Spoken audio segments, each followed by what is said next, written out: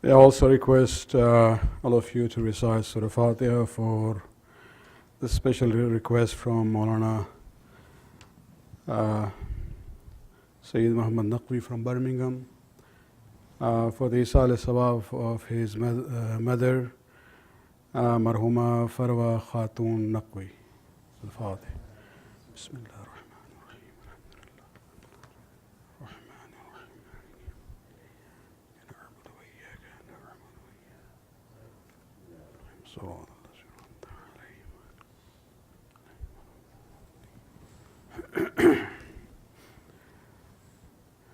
أعوذ بالله من الشيطان اللعين الرجيم بسم الله الرحمن الرحيم الحمد لله رب العالمين والصلاة والسلام على سيد الأنبياء وخاتم المرسلين سيدنا ونبينا بالقاسم محمد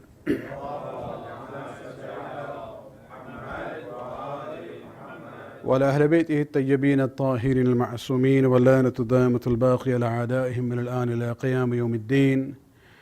أما بعد، فقد قال الله سبحانه وتعالى في كتابه الكريم: ربنا اغفر لي ولوالدي وللمؤمنين يوم يقوم الحساب. صلوات عليك بارك.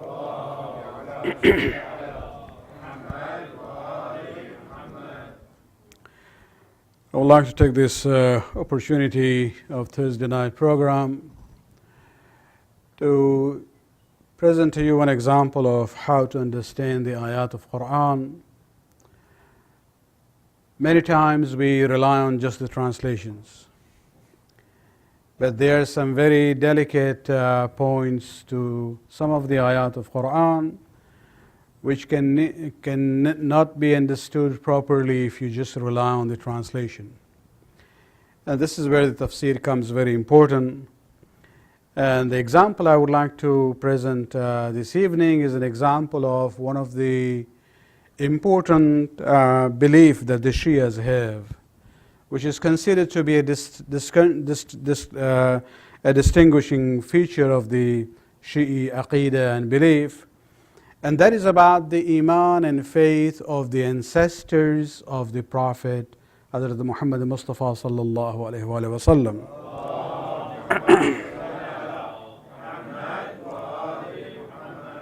Whether they were muwahhid and monotheist, or whether they were kafir and mushrik and idol worshippers. Now, when we use the term ancestors, we are talking about the direct line of the father and the mother is in every generation from Rasulullah to Adam alayhi salam. So we are not talking about the uncles and the grand uncles. We are talking about the straight line, starting from Adam, going to Rasulullah. Of course, that aqidah is also extended to the Imams of Ahlul Bayt. But that is the point for tonight, that this is the aqidah of the Shias. There is no dispute on this issue. But other Muslims do not agree on this point. And they say that, it doesn't matter. The ancestors of the Prophet can be a mushrik or an idol worshipper or a kafir. And this is where, when we see the differences, of course, in madrasa we are told this is our aqidah, and that's the end of the story. Then you grow up and you start reading the Quran. If you don't know Arabic, you look at the translation, and when you read the translation, you come to the story of Ibrahim alayhi salam, who is known as the father of the monotheistic faiths, Judaism, Christianity, and Islam. Although from our point of view, that term is really not, exact or factual, because we believe Tawheed was from day one. There were others who deviated from Tawheed, but Ibrahim is not the inventor of the concept of monotheism. He basically reinforced the concept of Tawheed and monotheism, which was part of the message of Allah subhanahu wa ta'ala from the days of Adam. But when we look at his story, we see this famous conversation between Ibrahim alayhi salam and the person known as Azar, the idol worshipper. Now, who was Azar?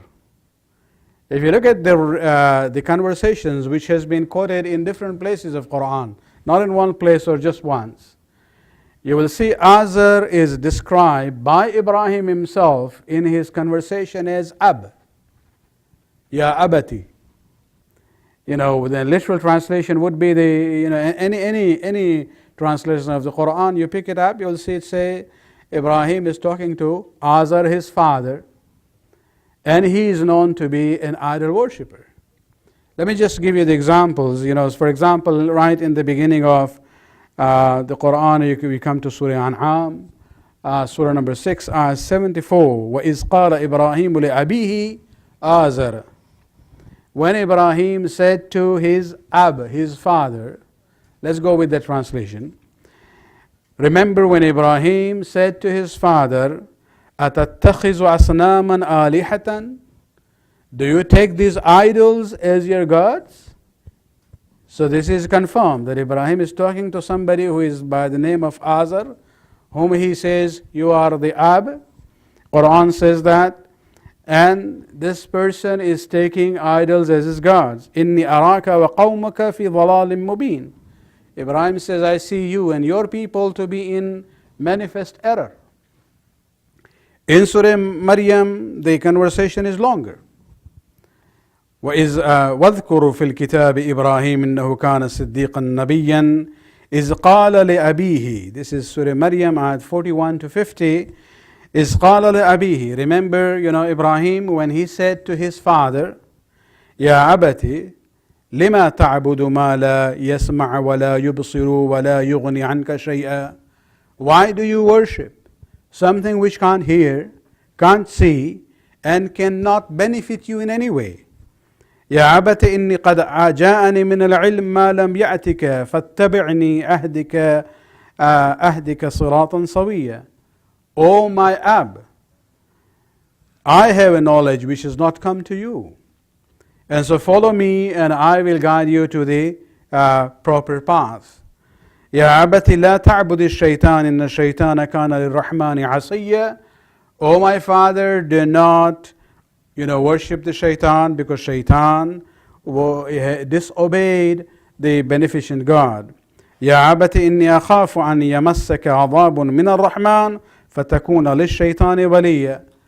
O my father, I fear that the azab of the Rahman would hold on to you, and then you will become a companion of shaitan.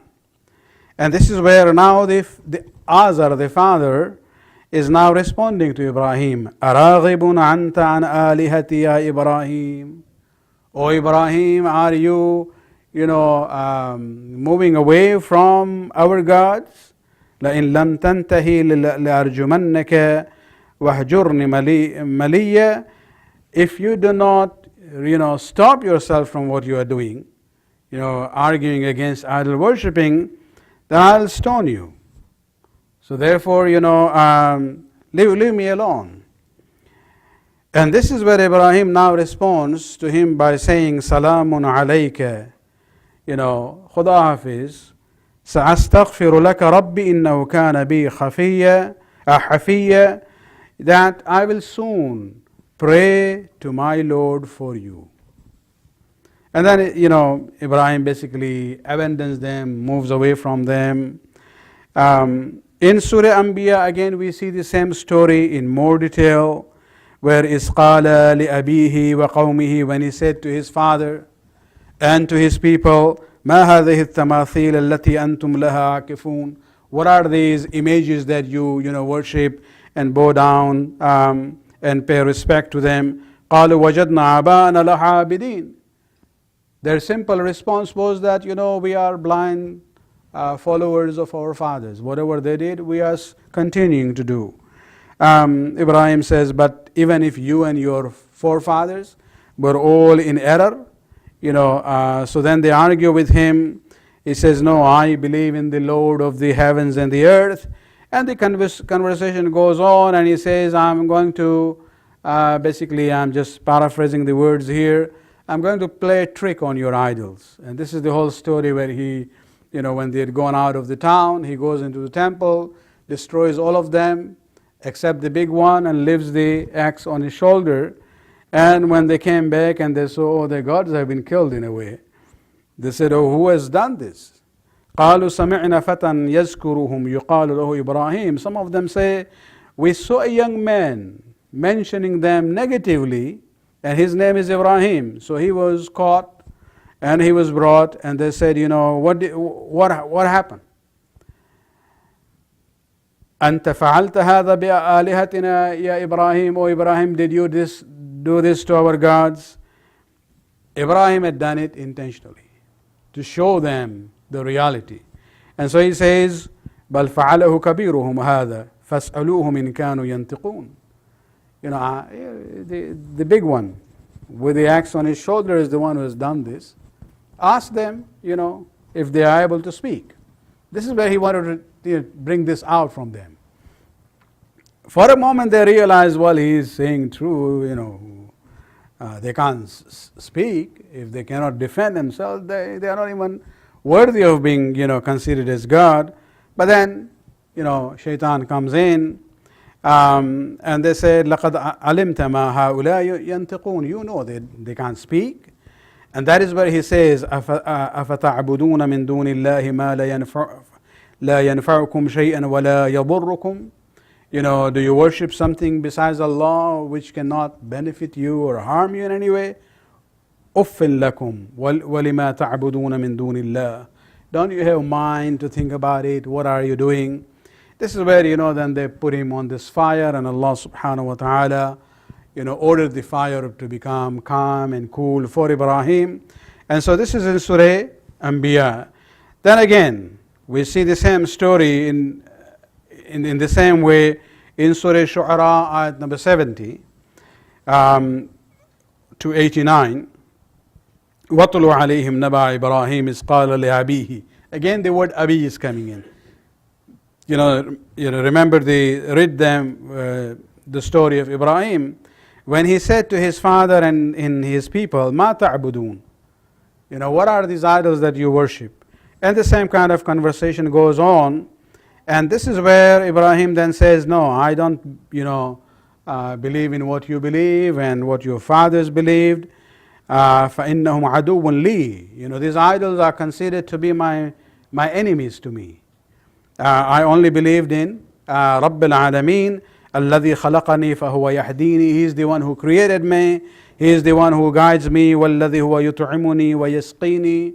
And He is the one who feeds me and He provides water for me. وَإِذَا مَرِضْتُ فَهُوَ يَشْفِينِي. And when I'm ill, He is the one who provides cure for me. وَالَّذِي يُمِيتُنِي ثُمَّ يُحْيِينِي. He is the one who will put me to death, and He is the one who will bring me back to life.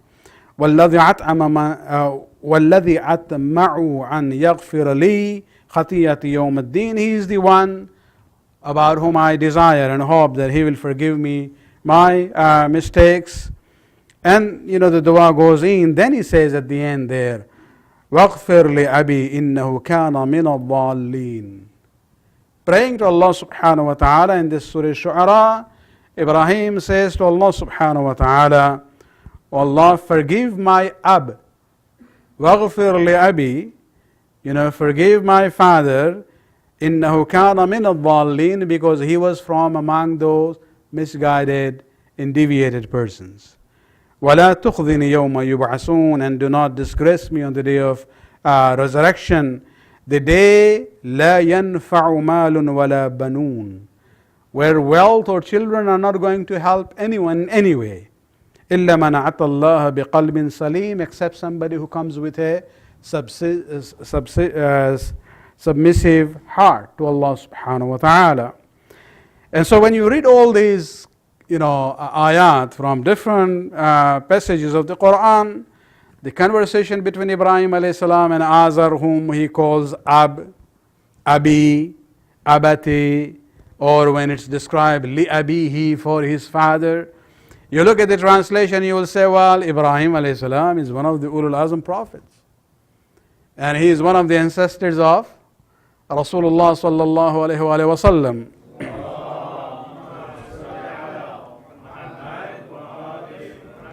And so we have the Quran itself saying that the father of Ibrahim was idol worshipper. So how can that be justified or reconciled with the belief of the Shias that all the direct ancestors of the Prophet were muwahhid, and they were monotheists. They believed in Allah subhanahu wa ta'ala. They were not idol worshipper, mushrik, or polytheist. And this becomes more complicated when you go to Surah Tawbah. In Surah Tawbah, and Surah Tawbah is one of the later surahs to be revealed. So this is not even early days. This is the later days where the concepts are now there forever. Where Allah subhanahu wa ta'ala in ayat number 113 and 114 of Surah Tawbah, He says, مَا كَانَ لِلنَّبِي وَالَّذِينَ آمَنُوا أَنْ يَسْتَغْفِرُوا لِلْمُشْرِكِينَ. Allah subhanahu wa ta'ala says, it is not right for the Prophet and for the mu'mineen to ask forgiveness for the mushrikeen. وَلَوْ كَانُوا أُولِي قُرْبَى. Even if those mushrikeen were very near and close to you in a relationship. So if there was a Muslim whose parents were idol worshippers, according to Surah Luqman, صَاحِبُهُمَا فِي الدُّنْيَا مَعْرُوفًا, you will still have to interact with them kindly. Be kind to them, be merciful to them, فِي الدُّنْيا, in dunya. But once they pass away, your path and their path would be different. And one of the things which will be forbidden now, because they died with shirk and kufr, you are not allowed to do istighfar. So sometimes, we hear, for example, Diana's accidents or Mother Teresa passed away, people will say, why don't we have Surah Yasin for her? These questions came up. You realize, okay, we are not judging them, but Quran is very clear. مَا كَانَ لِلنَّبِي وَالَّذِينَ آمَنُوا أَنْ يَسْتَغْفِرُوا لِلْمُشْرِكِينَ وَلَوْ كَانُوا أُولِي قُرْبَى مِنْ بَعْدِ مَا تَبَيَّنَ لَهُمْ أَنَّهُمْ أَصْحَابُ الْجَحِيمِ. After it was very clear to them that they are the people of Jahannam, as if, when this ayat came, as if somebody would ask this question. What about the story of Ibrahim we hear all the time? There was those, ayat had already come before. So when this ayat number 113 of Surah Tawbah came down, it seems somebody raised the question. Quran doesn't mention it. Or Allah subhanahu wa ta'ala realized this question will come in the mind of the people. And so now He responds to the case of Ibrahim. وَمَا كَانَ إِسْتِغْفَارُ إِبْرَاهِيمَ لِأَبِيهِ. Again the word ab is coming in. إِلَّا أَن مَوْعِدَةٍ وَعَدَهَا إِيَّاهُ. That istighfar that Ibrahim had done for his Ab Azar was because of the promise that he made with him. فَلَمَّا تَبَيَّنَ لَهُ. But later on, for Ibrahim in his own life, when it became clear to him that Azar, his Ab, is عَدُوٌ لِلَّهِ, he is the enemy of Allah subhanahu wa ta'ala, تَبَرَّأَ مِنْهُ. Ibrahim disassociated himself from Azar. تَبَرَّأَ bara'at. Tawalla and tabarra that we have. إِنَّ إِبْرَاهِيمَ لَأَوَّاهٌ حَلِيمٌ.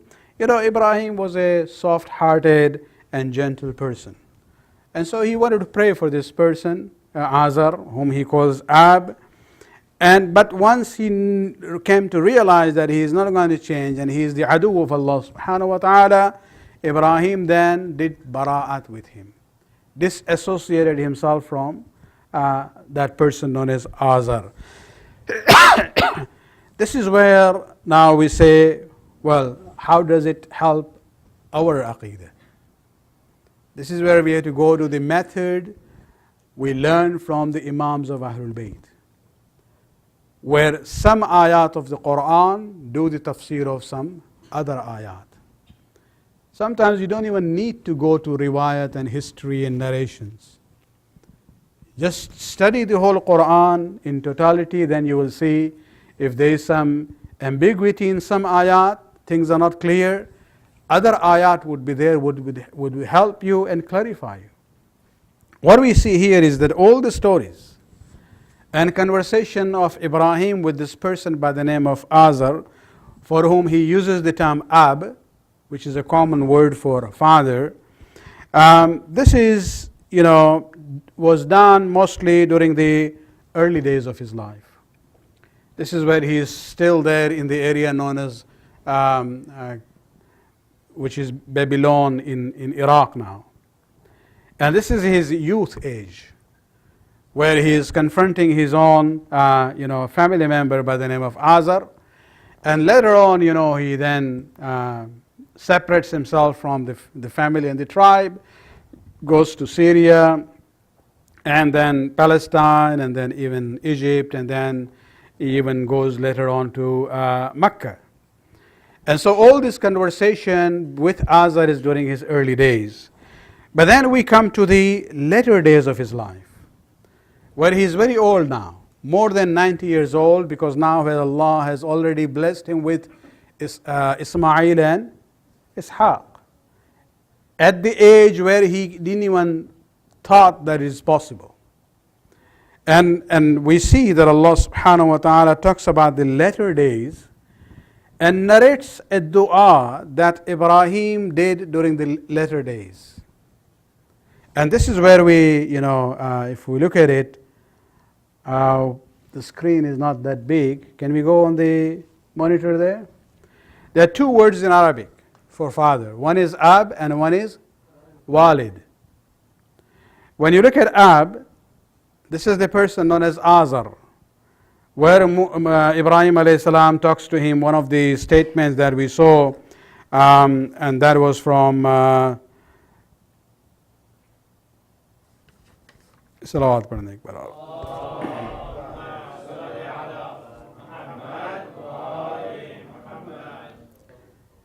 Surah Shu'ara, where he says, وَاغْفِرْ لِأَبِي إِنَّهُ كَانَ مِنَ الضَّالِّينَ. Forgive my father because he is from the dhalleen, the misguided ones. So he knows he is a misguided one. But in the same statement he is saying that on that day of Qiyamah, mal and banoon, wealth and children will be of no help. So he is praying for him in this dunya. He is not talking about akhirat. Number two, in Surah Tawbah it says, فَلَمَّا تَبَيَّنَ لَهُ أَنَّهُ عَدُوٌ لِلَّهِ تَبَرَّهَ مِنْهُ. When it became clear to Ibrahim that this person Azar, whom he calls Ab, is adu, enemy of Allah subhanahu wa ta'ala, Ibrahim did bara'at, disassociated himself from that person. On the other hand, towards the end of his life, and this is where we go to Surah Ibrahim itself, ayat number 39 to 41, where he says, Alhamdulillahi alladhi wahaba li ala al-kibar Ismaila wa Ishaq inna rabbi la-sami'u du'a. Ibrahim is thanking Allah subhanahu wa ta'ala that in my old age Allah gifted me with Ismail and Ishaq. Verily my Lord listens to the prayers. Rabbi ja'alni muqim as-salat wa min dhurriyati. And O Allah, Rabbana wa taqabbal du'a. And O Allah, make me and my descendants among those who establish the prayers and accepted our du'as. Rabbana ighfirli wa li walidayya. This is after that ayat from Surah Tawbah, tabarra'a minhu. Ibrahim has disassociated himself from the person whom he calls Ab, whose name is Azar. At the end of his life, now he is doing dua and he says, Rabbana ighfirli wa li walidayya wa lil mu'minina yawma yaqumul hisab. O Lord, forgive me and my walidayya. This is short form of walidain. Because of the grammar, the noon has been deleted. Walidain is dual. So parents. So the question is that, he has already done bara'at with a person whom he calls Ab and who is known as Azar, because he knows he is adu of Allah subhanahu wa ta'ala. To the later part of his life, he is more than 90 years old. Now he is doing dua and he is including with himself in that dua, he says, walidayya. Can that walid be the same as Ab? No. This is where we see that the choice of words in the dua of Ibrahim is very important. In the conversation of Ibrahim in Quran is very important. Wherever he is using the term ab, actually the word ab is used in Arabic language not only for father. Even an uncle who raised you, you would call him, Baba. Even the grandfather can be called ab. Even the teacher can be called ab. Even the father-in-law can be called ab. And even elder of the community, who is in a position of rank and authority, you can call them ab. The way even in Christians, for example, the priest is known as the father. And so the word ab is used not only in the literal sense, but also in the symbolic sense. And so it can also be used for the uncle. Most probably this Azar was an uncle of Ibrahim alayhi salam, the idol worshipper. When it comes to the father, the real father, when you use the word walid or walida, father and the mother, this comes from walada, yalidu, wiladat. We have wiladats of the imam, which means the birthdays of the imams. Mawlud, the child who is born. Walid is the father from whom you were born. Walida is the mother from means the real father and the real mother. So the word walid is used exclusively for the real parents, a father and mother, walid and walida, whereas ab is more generic. And so wherever Ibrahim talks about this person known as Azar, he was not the father of Ibrahim. He was most probably the uncle from the father or the mother side of Ibrahim alayhi salam. Because even the Old Testament gives the name of the father of Ibrahim as Tarih or Tarikh, not Azar. And so we see even it is confirmed by history itself. If you look at, for example, Surah Baqarah, number 133, you will see that, when Yaqub was at the stage of his death, he gathered his children and he said, "What will you worship after me?" And they said, "Na'budu ilahaka wa ilaha abaika." We will worship your Lord and the Lord of your fathers. Aba is plural of ab. And who are the fathers or the ancestors of Yaqub? Ibrahim wa Ismail wa Ishaq. Now Ibrahim was basically the grandfather of Yaqub. Ishaq was the father of Yaqub. Ismail was the young uncle of Yaqub. But the word Aba covers all of them. 3 generations, but you are covering them all together. And this is where we see that, this dua, Rabbi ighfirli wa liwalidayya, makes it clear that the parents for whom Ibrahim is praying were not the idol worshippers mentioned in the name of Azar and Ab. And this is where we see the difference would not be known in English unless you look at the Arabic writings, how the word Ab is used in one way and the word Walid is used in the other way. Salawat.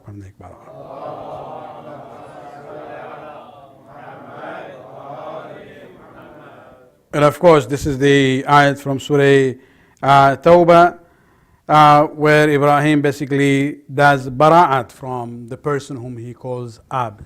So that was not really the real father of Ibrahim. He was most probably the uncle, but in a common language, the word Ab was applicable for uncle also. Salawat.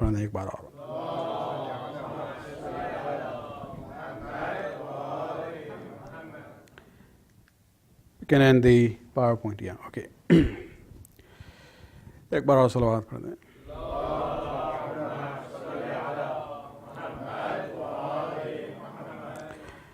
बहुत ही मुख्तसरन आज हमने सिर्फ एक मिसाल देनी थी कि जब हम कुरान पढ़ते हैं तो तर्जुमा बहरहाल पढ़ना चाहिए, हम डिस्करेज नहीं करते हैं, लेकिन जब कन्फ्यूजन हो, क्वेश्चन जहन में आए, तो make sure you go to the more elaborate sources.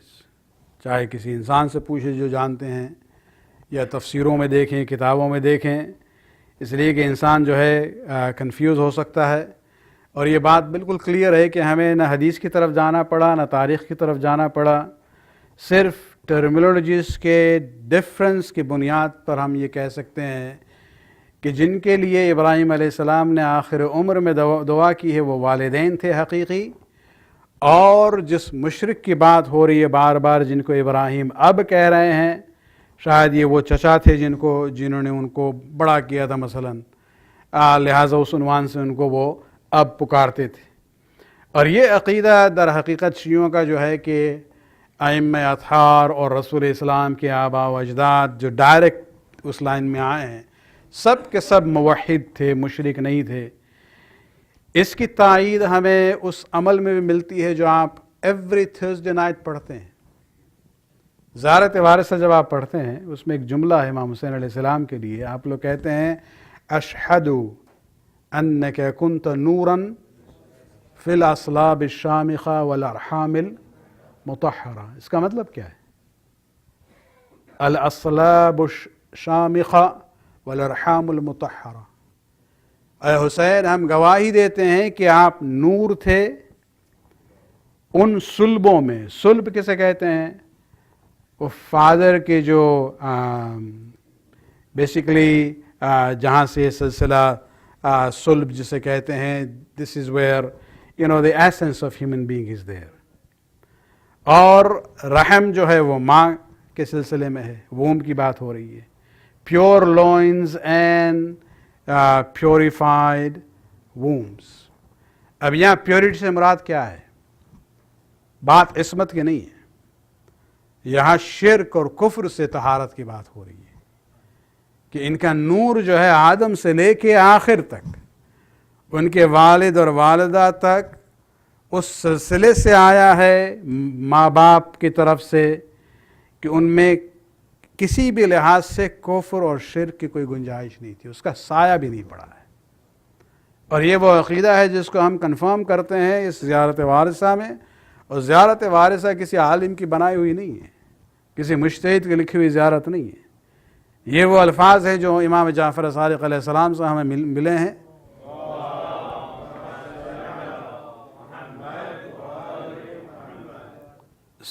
صفوان الجمال اس کے راوی ہیں. تو یہ خود ائمہ کے الفاظ ہیں جو ہمارے لیے ہیں، جو ہمارے عقیدے کی بنیاد ہیں. اور ان الفاظ کو اس لیے ریپیٹ کیا جاتا ہے کہ انسان کو یہ ذہن میں بات آئے کہ ہم لوگ جب اہل بیت کی بات کرتے ہیں یہ ایک عام انسان نہیں ہے. یہ وہ لوگ ہیں کہ جو خود امام ہیں اور رسول و جناب سیدہ یہ تو صاحب عصمت ہیں، لیکن ان کے علاوہ بھی اگر نبی بھی نہیں تھے ان کے آباء و اجداد میں تو وہ کم سے کم شرک اور کفر کے نجاست سے وہ محفوظ تھے. اور یہ ایک مسلمات میں سے ہے شیعہ عقیدہ میں سے. اور جناب ابراہیم کے اس واقعے میں اور مثال میں کبھی کبھی کنفیوژن ہو سکتا ہے، لیکن اس بعد والی دعا کو دیکھیں جہاں لفظ والد آیا ہے در مقابل لفظ اب، تب یہ بات کلیئر ہو جاتی ہے کہ نہیں، ابراہیم تک سلسلہ اور ابراہیم سے لے کے آدم تک جو سلسلہ ہے یہ تمام موحدین کا سلسلہ ہے. ان میں کوئی بت پرست نہیں تھا اور کوئی مشرک اور کافر نہیں تھا. صلوات پڑھنے ایک بار.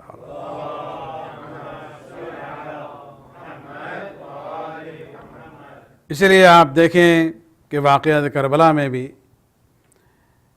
جہاں امیر المومنین سے دشمنی تھی، لیکن جناب سیدہ کی جب بات آتی ہے تو چاہے یہ مانے نہ مانے، ان کی عظمت، ان کی طہارت، ان کی عصمت اتنی مسلم تھی کہ دشمن بھی ان کے سامنے کچھ کہنے کی جرات نہیں کرتا تھا. اور اس لیے آپ دیکھیں کہ عاشور کے دن بھی، بلکہ اس سے پہلے بھی جناب حر کے ساتھ جو ملاقات امام کی ہوئی ہے، اور امام نے جو عرب کا ایک بہت ہی کامن فریز ہے، انسان جب کسی سے غصہ ہوتا ہے اس کی غلطی کی وجہ سے، چونکہ حر نے جو ہے گھوڑے کے لگام کو امام کے پکڑ لیا تھا. اور یہ بہت بڑی بات ہوتی ہے کہ یعنی آپ جو ہے ہمارے راستے کو روکنا چاہ رہے ہیں.